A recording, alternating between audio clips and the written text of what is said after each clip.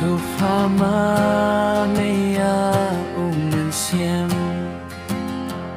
badawa jisui ka jing tre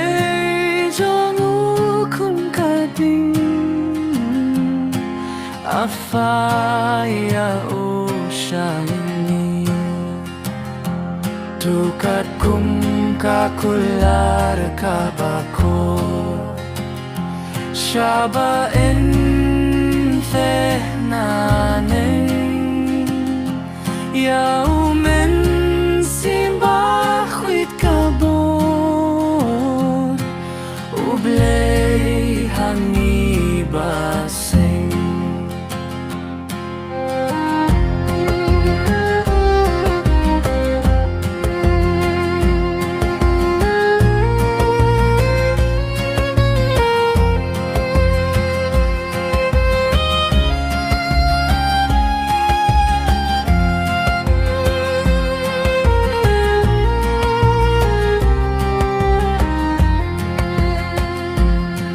kat